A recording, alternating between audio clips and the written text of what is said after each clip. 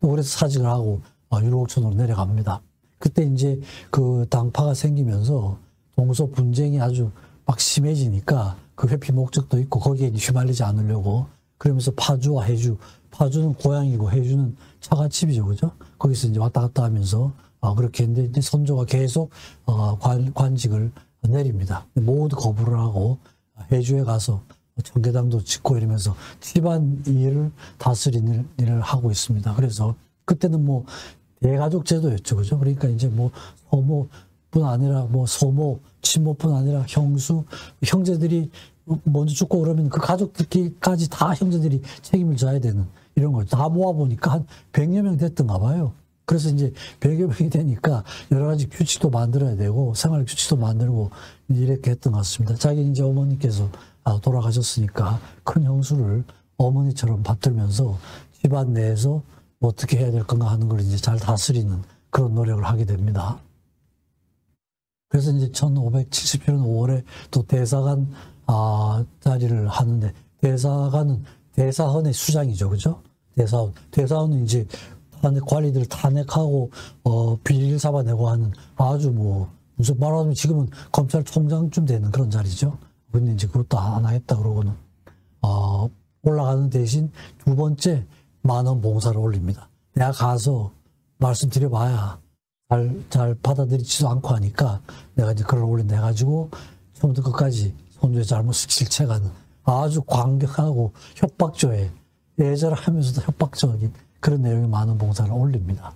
그래서 오늘날 인심이 이렇게 나쁘고 세도가 이 지경이 된 걸 보면은 전하의 정치와 교화가 훌륭하지 못해서 그렇다. 전부 왕의 잘못이다 이거죠. 밖으로는 전쟁이 일어날 도중에 모이는데 전혀 준비도 안 하고 실제로 이제 전쟁이 몇 년 후에 일어나잖아요. 임진왜란이 그죠? 지금 상황으로는 외적이 들어오면 막을 능력이 전혀 없는데 아무런 신경을 쓰지 않는다. 이런 얘기를 계속 했었습니다. 했지만 전혀 준비를 안 했던 거죠. 그죠? 그리고 이제 그 10,000원 봉사를 한 다음에는 경몽요결이라고 그래가지고 이건 이제 초학자를 깨우쳐주는 간추린 책 경몽요결이고 이 말이죠. 지금 이제 공부를 시작하는 아이들, 그러니까 어린아이들의 공부를 시작하는 겁니다. 이게 여러 방면에 관심이 굉장히 많았죠.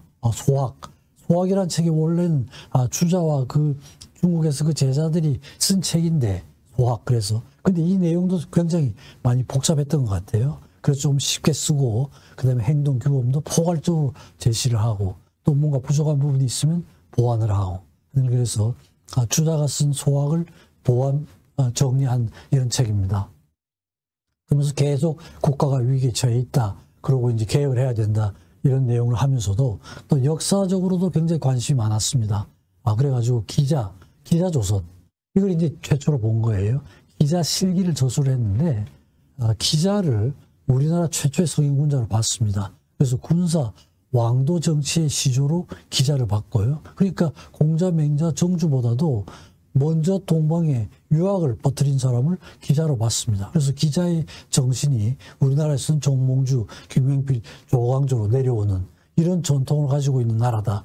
이렇게 주장을 했습니다. 그래서 기자의 후손들이 41대 928년 동안 기자조선으로 이어지고 기자조선이 망하면서 마한으로 이어져서 200년 동안 계속이 되고 합하면은 1128년에 장구한 역사를 가지고 있다. 이런 거죠. 그죠? 1128년에. 결론적으로 왕도 정치가 우리나라가 중국보다 앞선 선진국이다. 이런 주장을 했습니다. 기자 실기에 이런 내용을 담고 있습니다. 그래서 굉장히 우리의 역사에 대한 자부심을 많이 가지고 있었던 그런 분이셨습니다. 그리고 이제 선조 13년에는 44세 때 대사관 자리를 받아들입니다. 받아들여서 이제 대사관 경연에 참석을. 경연이라는 게 이제 왕을 교육시킨 자리죠, 그죠? 그래서 거기에서 지금 200년은 해가지고 중세기 200년 정도가 지나면은 이제 거의 가까워오는 거죠, 그죠? 1392년에 했으니까 이제 저기 1581년이면 거의 200년 가깝잖아요, 그죠? 조심해야 된다는 거죠. 그래서 나라를 조심해야 된다 이러는데 결국은 9년, 11년 후죠. 1592년에 임진왜란이 일어나잖아요, 그죠? 그러니까 10년 전부터 계속 준비를 해야 된다는 말을 지속적으로 했는데 전혀 듣지 않았던 겁니다. 그래서 6조가 있었는데, 그죠? 거의 다 거쳤죠, 그죠? 2조가 이제 그 관리, 인사권을 쥐고 있는 겁니다. 호조는 재정부예요. 예조는 이제 제사, 외교, 교육, 병조는 뭐, 그죠? 무관, 형법이죠. 공조는 이제 저런. 여러 가지 6조한테 거의 뭐 모든 데를 다 거치죠, 그죠? 그러면서 이제, 1981년에는 정의품 호조 판서가 되면서 이제 저게 주로 경제기획부 같은 데니까 경제사를 설치를 권유를 하는데 또 선조가 그걸 받아들이지 않습니다. 아마 그 기구가 어마어마했던 것 같아요. 그래가지고 이제 선조가 수용하지 않고 11월 달에는 호조 판서를 하면서 홍문관의 대제학, 홍문관이 이제 왕의 그런 어떤 그 자문을 하는 거죠. 옛날 그 고전들 다 사놔가지고 예문관은 왕이 하는 말, 명령하는 걸 정리하는 문서를 쓰는 거죠. 지교면 경론을 담당하는 거. 이런 중요한 일을 한꺼번에 다. 그러니까 워낙 모든 면에서 뛰어나니까 모든 일을 다 맡던 것 같습니다. 그래서 이제 학문정에서 자기가 여태까지 쭉 해오던 걸 정리를 해가지고 또 일기로 책을 냅니다. 그래서 왕한테 가르친 내용을 또 책을 내서 또 가르치고 계속 이제 왕을 가르치려고 하는 노력을 엄청나게 많이 합니다. 학교에도 학교 아이들 청소년 교육에도 관심이 많고 인심, 도심, 도설 이런 건 홍문관 대제학을 맡으면서 이제 또 선조가 사부를 선택하고 선비를 배양하는 규범을 지어 올리라. 사부 선생이죠, 그죠? 선생을 어떻게 선택할 것인지, 후배들이 선생을 볼, 또 선비를 어떻게 배양할 것인지, 키울 것인지 규범을 지어 올리라. 이걸 또 하명을 했습니다. 그래서 유독이 거기에 맞는 학교 교범을 지어 올리고, 또 아마 김시습에 대해서 선조가 관심이 많았던가 봐요. 그래서 7월에는 김시습전을 지어 올려. 그래가지고 김시습에 대한 걸 쭉 자료를 모아가지고 올렸는데, 그리고 이제 김시습도 유교, 불교, 도교, 불교에 대한 관심이 좀 있었기 때문에 할 수 있었던 일이라고 할 수가 있죠, 그죠? 그래서 김시습이 그 광인 노릇을 하고 돌아다녔지만 자료들이 꽤 남아 있었던가 봐요. 그걸 정리를 해가지고 유불도가 하나가 된 그런 주제로 해서 책을 써 올렸습니다. 인심, 도심 소설은 결국은 이게 뭐냐 하면 이와 기, 이 감정에도 중요성이 있다. 이걸 이제 강조한 것 같아요. 정에도 이가 있다. 그죠? 이가 있죠. 인간의 감정에 대해서 아주 긍정적인 접근을 하고, 원래 그 성리학에서는 그 감정에 대한 건 상당히 소홀히 하는 경향이 있거든요. 그런 게 있는지 그걸 조금 보완하는 이런 내용이었던 것 같습니다. 그래서 인간에 대한 보편적 사랑을 확대하는 이런 방법으로 글을 올렸습니다. 그래서 세 번째 만원 봉사를 올립니다. 또 자꾸 뭐 해도 안 들으니까 또 이제 세 번째 만 가지 말씀으로 된 올린 말씀 이런 거죠. 그죠? 그때 이제 시속을 따른 데서 세도가 나빠진다. 너무 세속적인 게 따르다 보니까 세상을 다스리는 도입니다. 이 세도는 세상을 다스리는 도가 나빠진다. 또 이제 국록을 자꾸 탐하는 자가 있으니까 공정이 무너진다. 그 다음에 엉터리, 가짜 소문을 너무 일으키니까 막 정치가 어지러진다. 지금도 마찬가지죠. 그죠? 가짜 소문을 그냥 나라를 어지럽히는 무리들이 많지 않습니까? 그죠? 오랫동안 쌓인 폐단으로 백성들이 아주 공공해진다. 이런 내용으로 많은 봉사를 올렸습니다. 근데 이제 한간에도 임금에 대한 비평도 많다 이거죠. 그죠? 그러니까 자기를 보살펴 주면 임금이지만 학대를 하면 원수다. 왕을 원수처럼 하는 이런 백성들이 있으니까 잘 새겨들어야 된다. 이런 얘기죠. 그죠? 그 다음에 이제 자꾸 그 국방력을 강화시켜야 된다는 주장을 굉장히 많이 합니다. 지금 상태로는 누가 쳐들어오면 아무런 대책이 없다 이런 거죠. 그죠? 병력도 없고, 그다음에 군량미도 돼 있질 안 하고, 신뢰도 닿게 있으니까 어떻게 대책을 하려고 그러냐. 정말 중요한 그런 그 간언을 지속적으로 했었던 것 같아요. 근데 전혀 준비가 없었죠. 그죠? 결국 임진왜란을 당하게 되죠. 그죠? 이게 이제 저렇게 올리면은 선조가 답은 하긴 해요. 경의 상소를 읽어보고 충성스러움을 잘 알았다.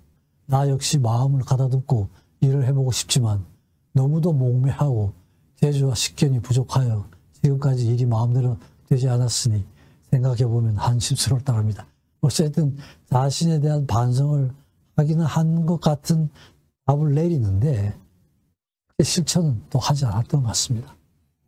그래서 병조 판서 47세 이때 이제 병조 판서를 실제로 이제 군정 개혁을 아주 일선에 나서 가지고 개혁을 추진을 합니다.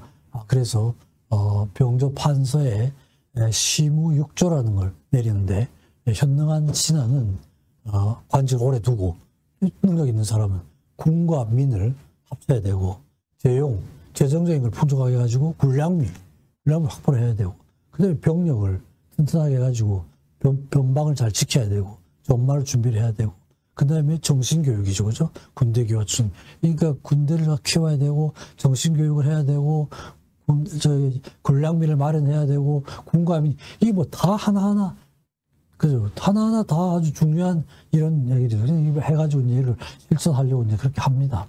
그래가지고 이제 10만 군대를 양성해야 된다. 물론 여기에 대해서는 조금 이설이 있긴 합니다만 선조 수정실록이 생겼을 때는 이게 실렸습니다.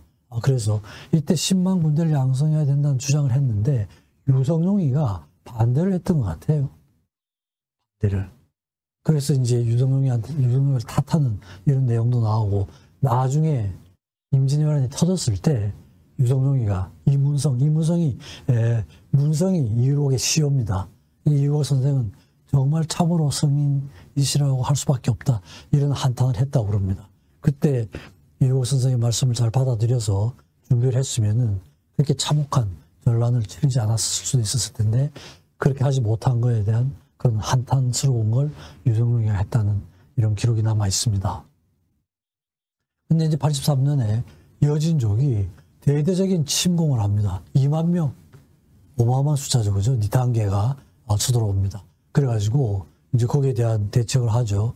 서울에서 활 잘 쏜 사람 10,000명을 파견을 하고 군자감의 면포를 군사들이 의복 자료도 없었으니까 그걸로 쓰고 그다음에 백관들의 녹봉을 감해가지고 군대 나간 군사들의 투사들에게 공급을 하고 국가의 곡식을 변방으로 보내고 그다음에 국방이 나가거나 곡식을 제공하는 사람들에 대해서는 특혜를 줍니다.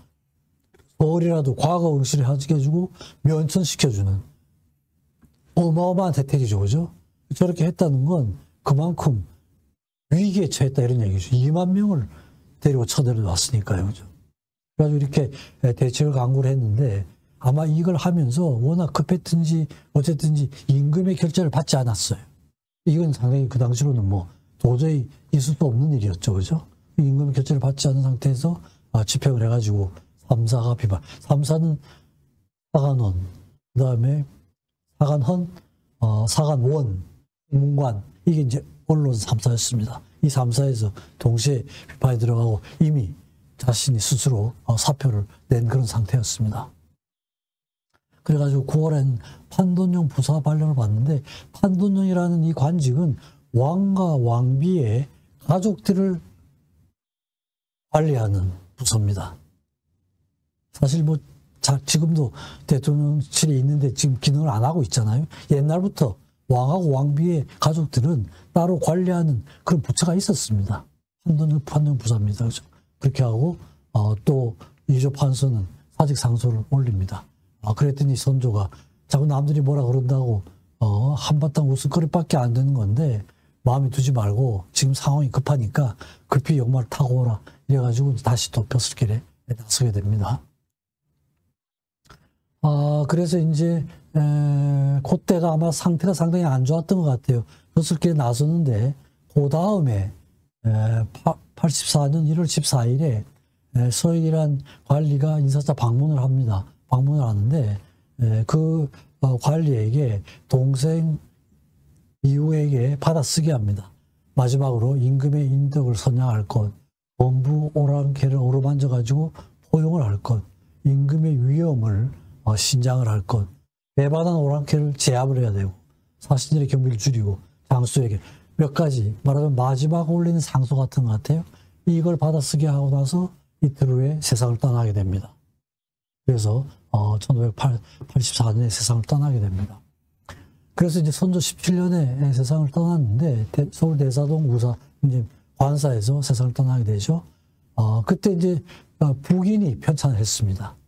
그러니까 되게 이제 졸기를 쓰거든요. 이게 유명한 업적을 남겼던 사람에 대해서는 실록을 쓰고 마지막에는 그 사람에 대한 그 간단한 그 사관들의 그 기록을 쓰죠. 그 사람의 업무에 대해서. 근데 한마디 말도 안 하고 언제 졸했다. 세상 떠났다. 한 줄밖에 없었던 거예요.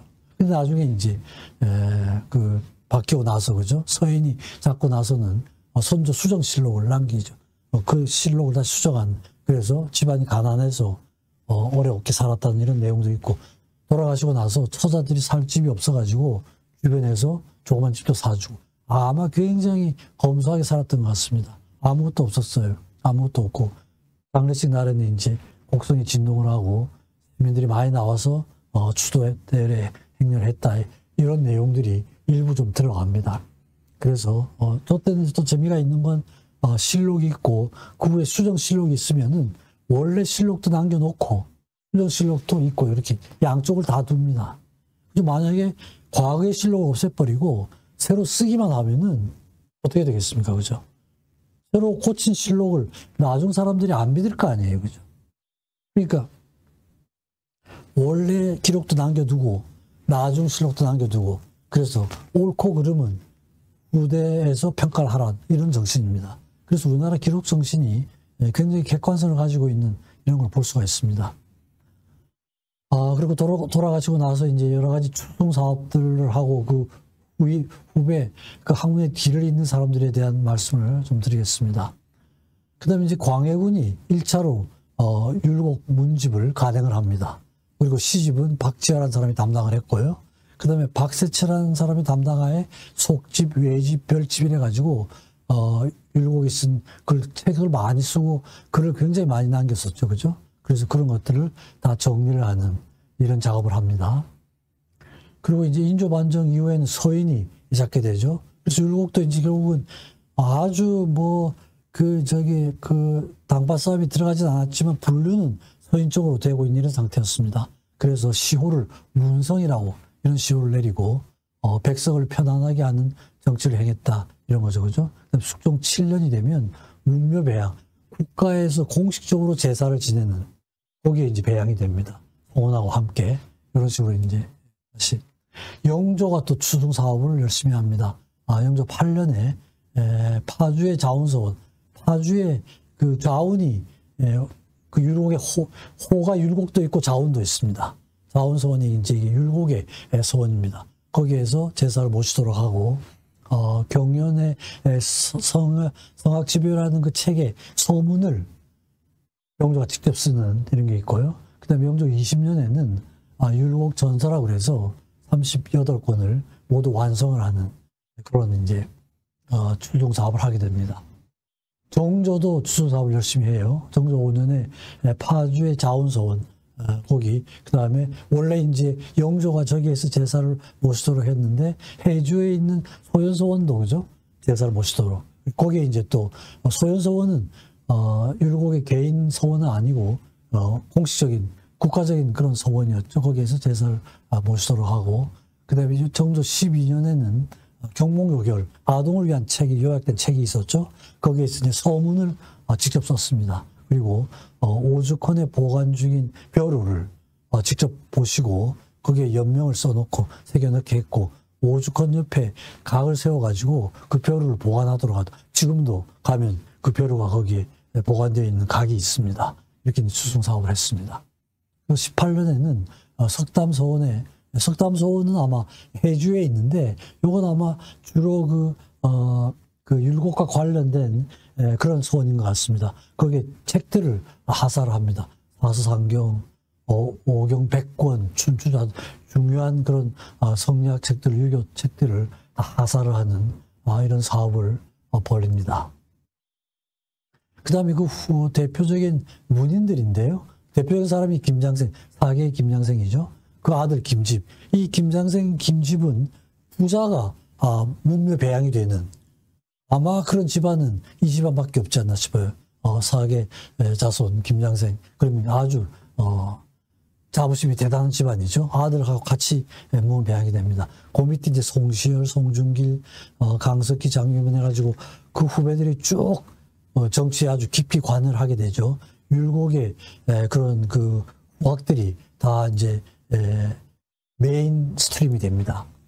김장생 서인에서 노론으로 활약을 했는데 기초 유학을 주도를 했고, 예법에 대한 거, 가래 집남, 상례비유, 이걸 체계를 확실하게 세운 그런 분이었습니다. 그래서 숙종 43년에 이분이 무배양이 되고, 아까 말씀드린 것처럼 아들 김집 선생도 같이 이제 그 후에 무배양이 됩니다.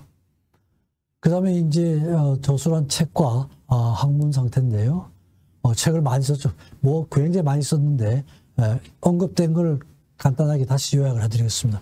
성학지묘, 이건 이제 제왕학이라고 그랬죠, 그죠? 요걸 이제 대학 그 책을 다시 좀 쉽게 보완을 하는, 줄이고 양도, 요게 이제 성학지묘. 경몽요결, 어린아이들 가르치기 위한 책, 그걸 이제 아이들용으로 쉽게 소학을 조금 이렇게 해설을 하고 빼내고 보완한 책이라고 그랬죠. 만원봉사, 세 차례에 대해서 만자에 해당하는 글자를 올렸으니까 그것만 정리를 하면 그대로 책이 되는데, 그 만원봉사 3번을 다 책으로 엮었습니다. 동호문답, 그죠? 그 사가 독서, 왕의 명령을 받아가지고 독서를 하면서 했던 그걸 동호문답을 해서 책을 내고, 그죠? 왕이 어떻게 해야 된다, 정치를 어떻게, 교육실학사서 이런 겁니다. 손도책, 이거는 이제 과거 시험에 답안지가 하나의 학설이 된 겁니다. 경연일기, 계속 경연을 했는데 한걸 자기가 이제 다시 또 책으로 냈던 이런 겁니다. 이 책은 아주 최근에 발견된 책입니다. 아주 특이한 책이죠. 도덕경에 대한 율곡의 입장입니다. 아주 특이한 책이죠, 그죠? 그 당시는 성냥 말고는 노자, 장자, 뭐 불교 이런 거 다 이단이었어요. 다 이거 보면 큰일 나는 책이었는데 그 책을 열심히 보고, 그죠? 이게 이제 학문적인 이게 넓어질 수 있었던 게 그만큼 오픈 마인드 됐던 것 같습니다. 거기에 대한 책인데, 순원이라는 책인데 도덕경을 성리학적인 관점에서 해석한 책입니다. 근데 그게 1974년도에 발견이 됐어요. 뭐 어떻게 됐다, 그죠? 거기에 이제 그걸 내는, 이게 아주 특이한 책이라고 할 수가 있죠. 뭐 관심 있어 한번 보시면 좋을 것 같습니다. 그래서 그런 책들이 철학, 정치, 경제, 행정, 언론, 사회, 교육, 뭐 모든 분야에 걸쳐가지고 아주 다양한 책을 남겼던 그런 분이십니다. 사상인데요. 성리학은 공맹사상이죠, 그죠? 그래가지고 이제 이게 선진유학이라고 하는 게, 진시황이 완전히 책을 다 태워버렸어요. 그래가지고 진시황 이전에 그런 유교를 선진유학이라고 그러죠, 그죠? 선진유학.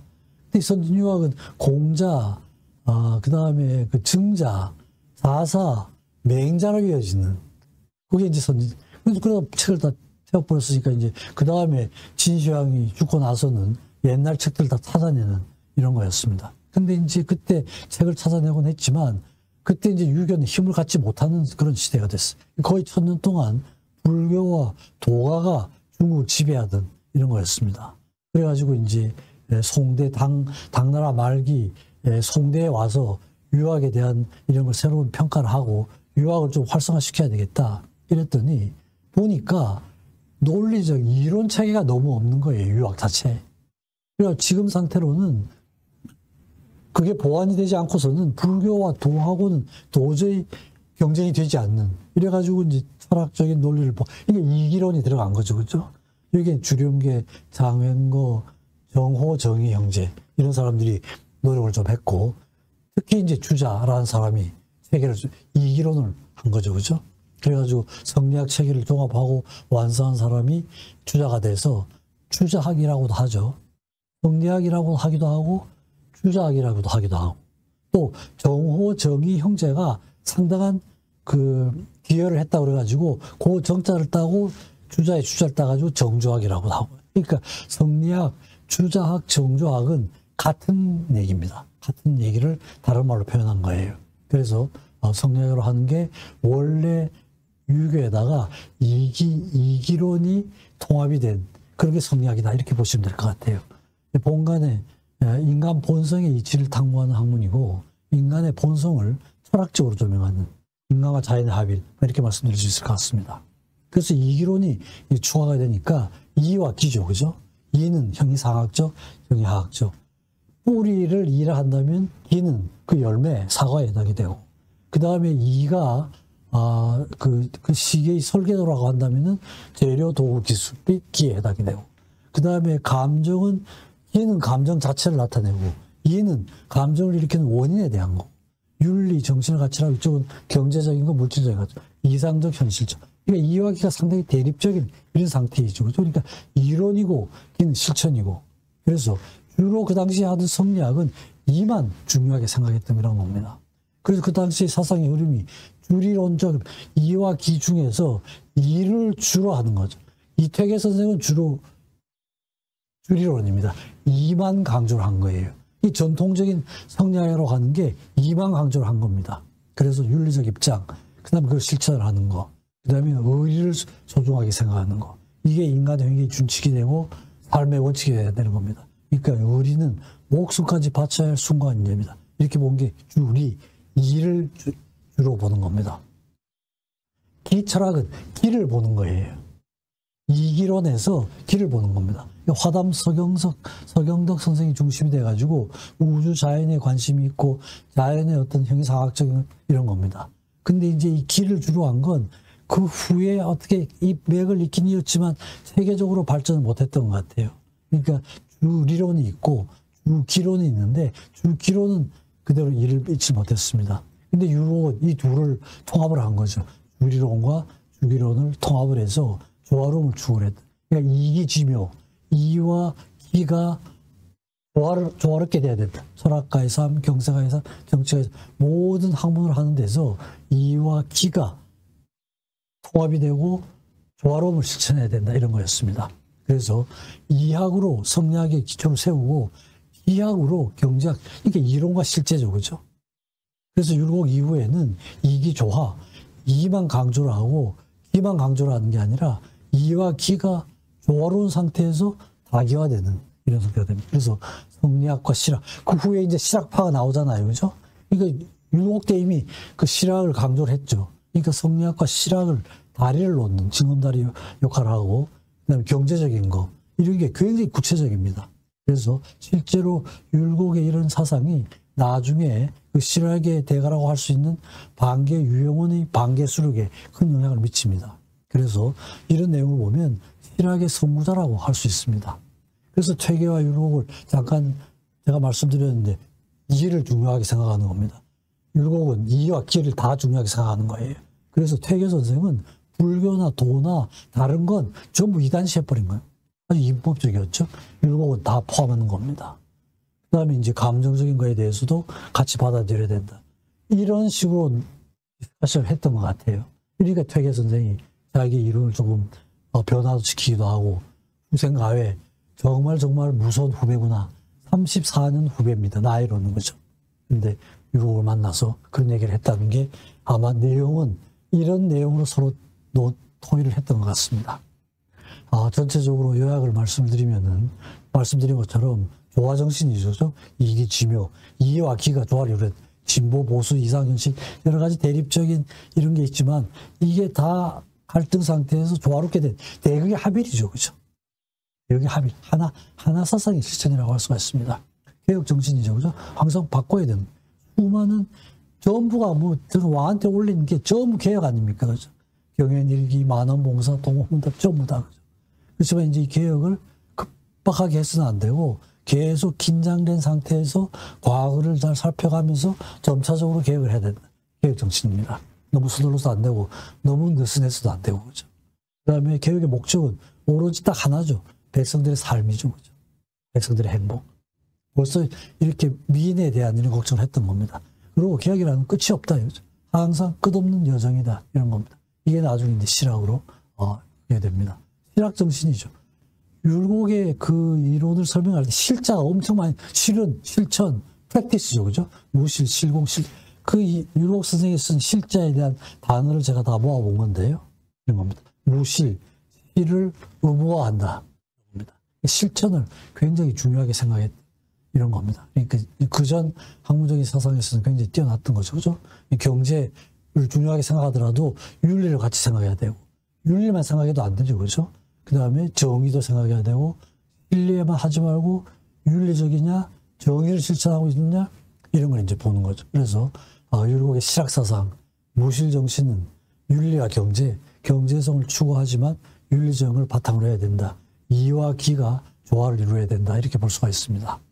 그래서 그런 그 율곡 철학의 의미를 보면은, 제가 그 부제목을 주자를 뛰어넘다라고 얘기를 한 게 바로 이런 거였습니다. 주자는 이기론이었지만 이만 강조를 한 이런 거였습니다.